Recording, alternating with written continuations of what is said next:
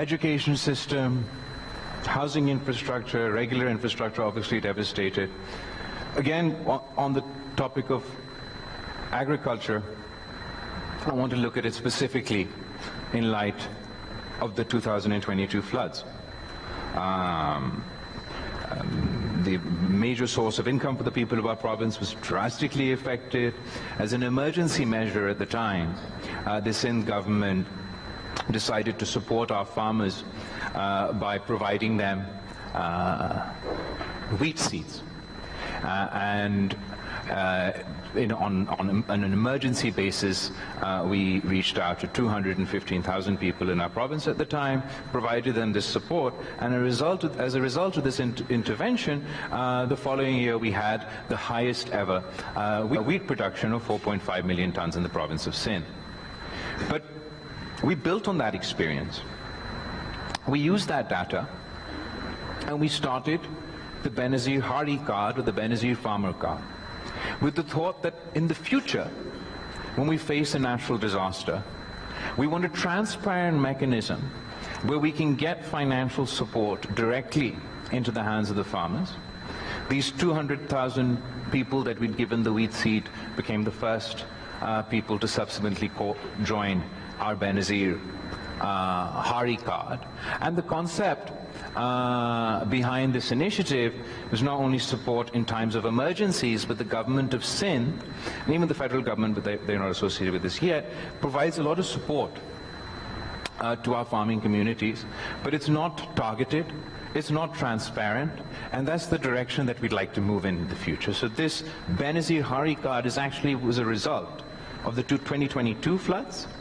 And recently, because we had this infrastructure in place, when last year Pakistan faced floods, we've had an even more expansive intervention from the government of Sindh through the Benazir Hari card, but also through CNIC and other identification mechanisms. For small farmers of from 1 to 25 acres, we provided cash support for them to buy DAP and urea. Targeted, transparent support to those at the bottom of the pyramid who need it most, while simultaneously supporting agriculture economy. We have agricultural modernization mechanisms in place where we support our farmers with laser leveling and other such facilities. And going forward, we want to take this to that to the next level. We're going to encourage both collective farming and public-private partnership in the agriculture sector in the province of Sindh. Collective farming, because 90% of land holdings in Sindh are with the small farmer.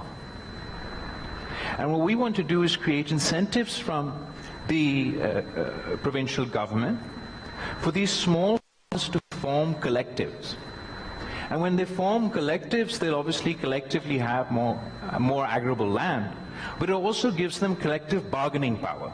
And they could then benefit from some of the benefits that bigger, richer, large landowning families or businesses enjoy when it comes to procurement and other things. We want to support these collectives through the Sindh government, with modernization, with modern machinery, with laser leveling, with scientific knowledge, with research, and our support, our interventions, our subsidies will be targeted to these small farmers. Then, for public-private partnership, we want to encourage the private sector to come and invest in large-scale farming in the province of Sindh in two ways. One, the Sindh government wants to be a bridge between these collectives and big business, whether it's within Pakistan or outside in Pakistan, where we create a partnership with these collectives in the business community, and they come in with their investment and partner with small farmers and create collective corporate farming in the PPP mode. Separately, the government of Sindh also has a lot of arable land that's not used, whether it's in forest area, whether it's in agriculture department, whether it's in irrigation department. We also want to partner with the private sector in those cases and use public-private partnership to bring in large-scale, high value-added farming to take our Sindh agriculture to the next level. So no agriculture without irrigation. And our irrigation system in Pakistan is the largest in the world. And within Pakistan, the largest irrigation system within Pakistan is run in the province of Sindh. On top of that, our government has had a whole host of interventions because, as you're aware, either we face these cataclysmic floods, or most of the time we're facing drought and water scarcity, and our problem is continuing to increase. So we've set up more than 200 small dams across the province for rainwater storage and agriculture support. More impressive than that, we've managed to line 4,110 kilometers of Sindh's irrigation network in our canal system, which results in water preservation and it helps us address both climate change and water scarcity.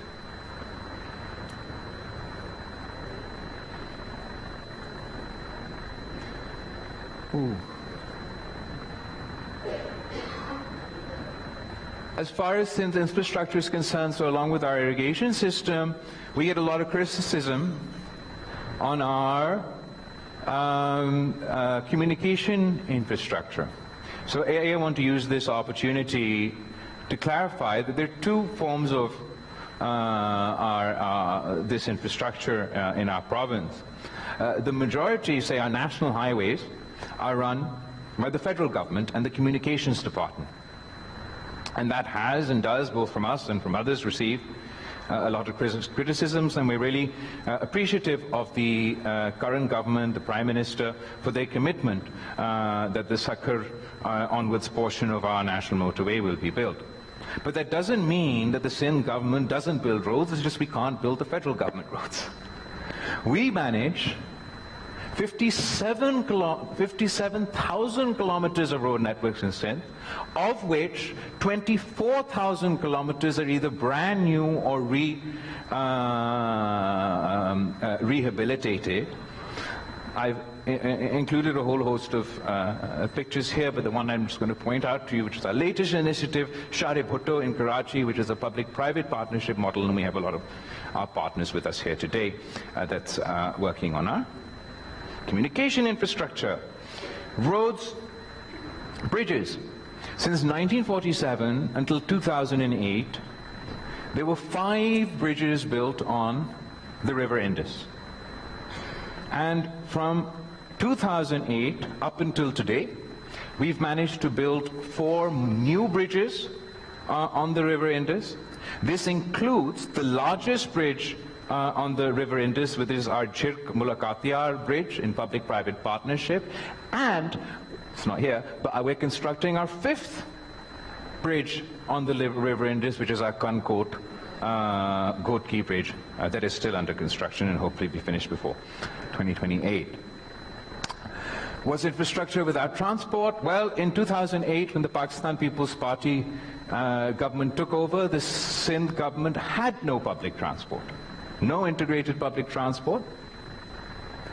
And now we have more than 200,000 passengers that commute daily through our integrated mass transit system.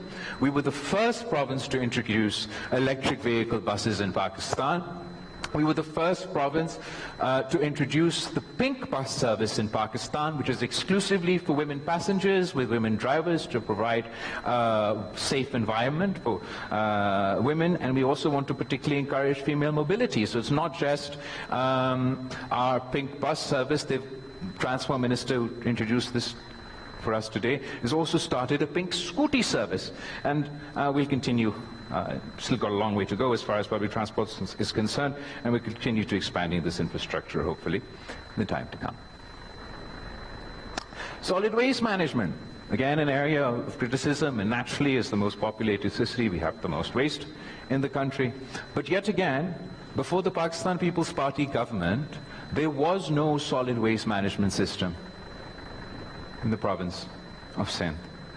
We've managed to set up the Sindh solid waste management system that started in the city of Karachi and its 10 districts, and then expanded to Hyderabad, Mirpur Khas, Sakhar, Shahid Benazir, and now even my own constituency of Larkana has its own solid waste management facility. Our solid waste management board and their contractors collect over 14,500 tons of waste per day, and there's still a lot more to do. Along with agriculture, another area where we've had